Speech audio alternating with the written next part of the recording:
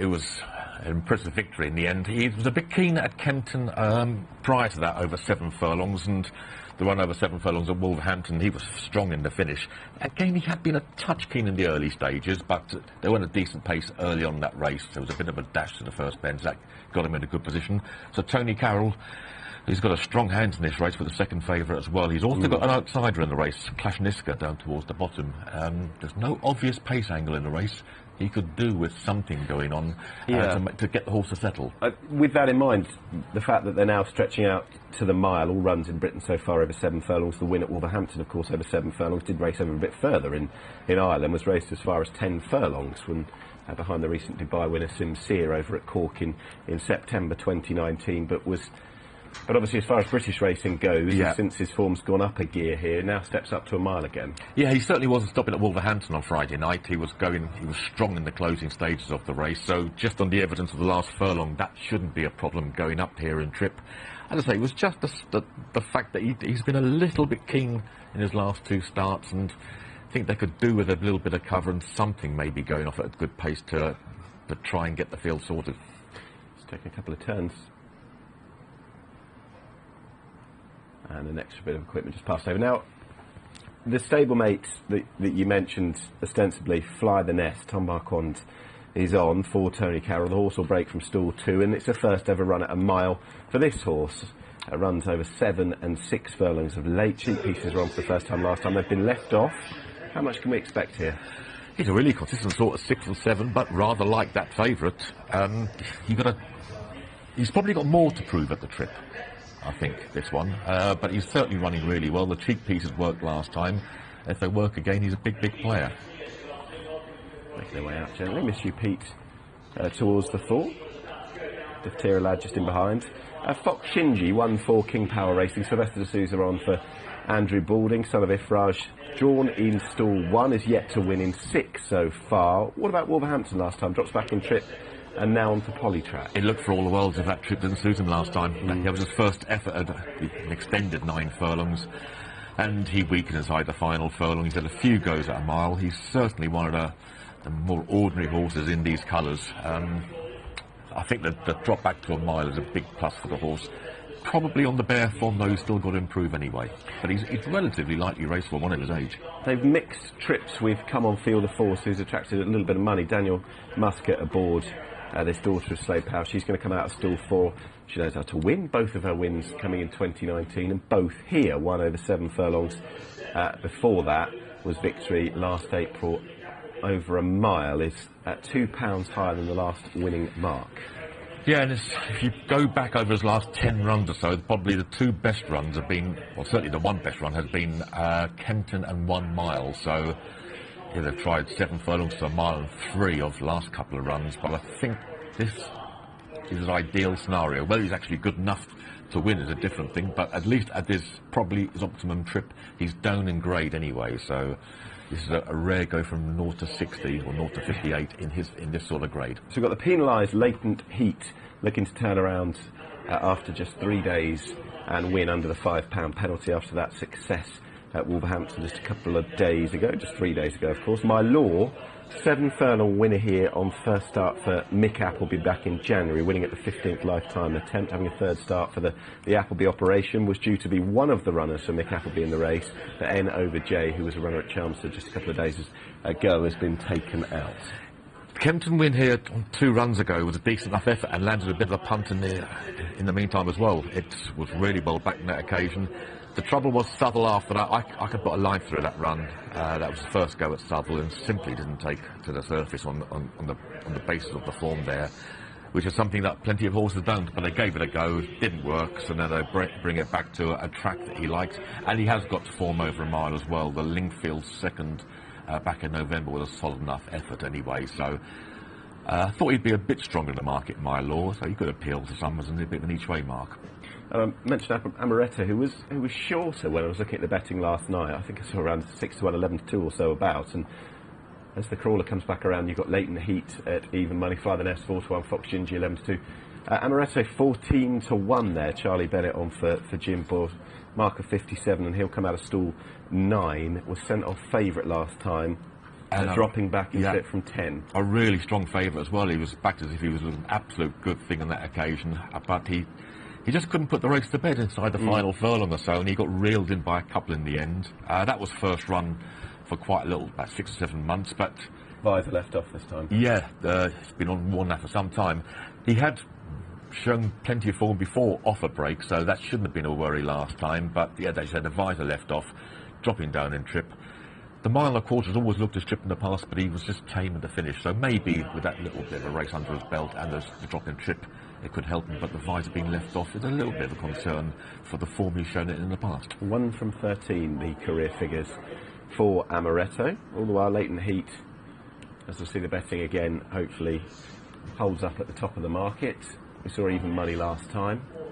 Already a minute or so past post time, and yeah, I don't know how he's not quite ready to be getting forward yet. I really don't know the excuse behind that, yeah. Of the others we can talk about, the Misu Pete, number 6, hasn't won on the all-weather for 13 months and still is above that handicap mark. Clash Niska has showed nothing so far. I do wonder if Clash Niska is going to go from the front, though, just to act as a bit of a pace to try and get Leighton Heat to settle, another Tony Carroll runner. And Big Price is the other pair in the race. We've got Deftera Lad, who it's very hard to know what he's capable of at the moment. And I think the only other one is All Right, who probably not one to give up on. But the market is suggesting it's not today, but didn't run a bad race behind Leighton Heat, and there could be a little hope for this horse in the future. Another drop in grade could be awaiting for this horse here, so it'd be interesting to see how he goes on third run since leaving Henry Candy. A few of them have already gone forward. Fly the Nest, one of the Tony Carroll runners, is in, and it looks as though the favourite will be next to go into stall 3, Leighton Heat. Ben Curtis, the first of 3 on the day. He's got Feel Good Factor to come in the 340, and then the old boy with loads of back form, Boom the Groom, was beaten just a narrow margin at Chelmsford when last seen going in the 4:15.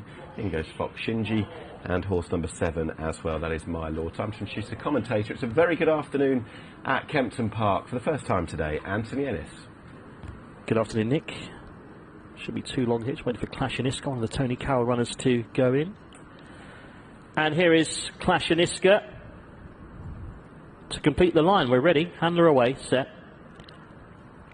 And they're off. Clash and Iska a step slow for our opening race, the Racing TV Handicap Stakes. Misu Pete began quickly and goes through the lead. My Law is fairly handy towards the outside. Also prominent is All Right in the yellow colours. To the inside is Fly the Nest, one of the Tony Carroll runners in the green and yellow, ahead of Come On Feel the Force, the black and orange silks. They're just jockeying for position early on. One that's very wide is Clash and Iska, racing up without cover. My Law, the light blue, is alongside, and tight for room there, Fox Shinji on the inside. Got very close to the inside rails under Sylvester.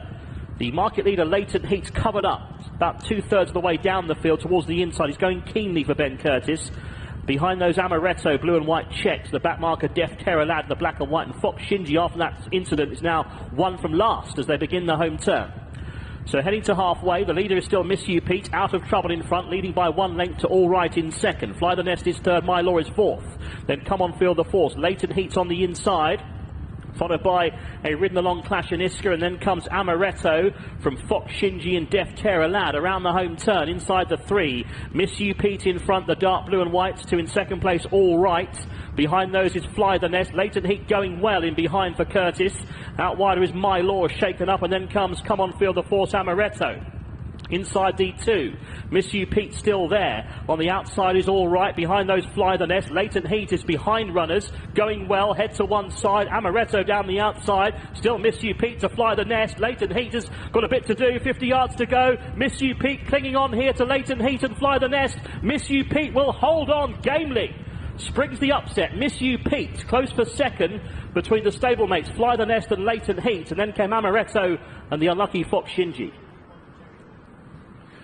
Well, Misu Pete for Mark Usher and Isabel Francis at a huge price, 40-1, has gained the 10th success of the career, first since last July. Stacked them up from the front and made all at what looked far from searching fractions. They were all stacked up and it was getting a bit congested, certainly after the first couple of furlongs or so, and has held off the stablemates, the Tony Carroll pair of Fly the Nest, who pressed, and Leighton Heat, who queued up, looking likely to win.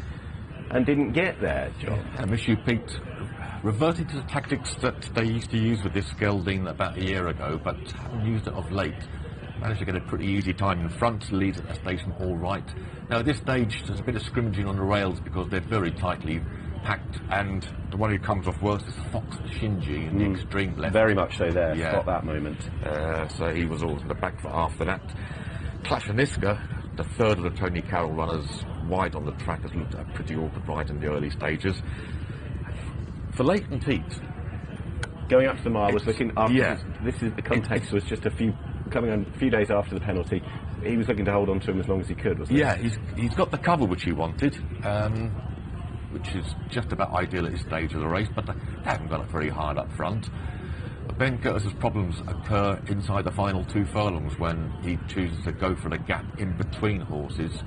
At this stage, his stable companion, Fly the Nest, is tracking through Misu Pete. Tom Marquand, he's also on a horse who untested at a mile, so he's probably just trying to hold on to something as well.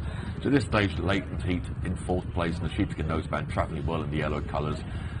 I thought he was going to go right towards the inside on the right of Fly the Nest, but he just had to come out, but just taking a bit of time to pick up, and he's got a length and a half to make up then. And although he then picks up in the final 50 yards, damage has been done, and he never quite reels in the lead when he's beaten, what, a neck or so in the end. It wasn't totally instant, was it? No. But Isabel Francis, who's a regular rider on Misu Pete, the horse has been... He's an inconsistent type, but he does know how to win. He won the all-weather just over a year ago, and you mentioned the Newbury win last summer. His 10th win of the career. Yeah, he's been a great servant for the yard, and a really good help in the career of Isabel Francis as well.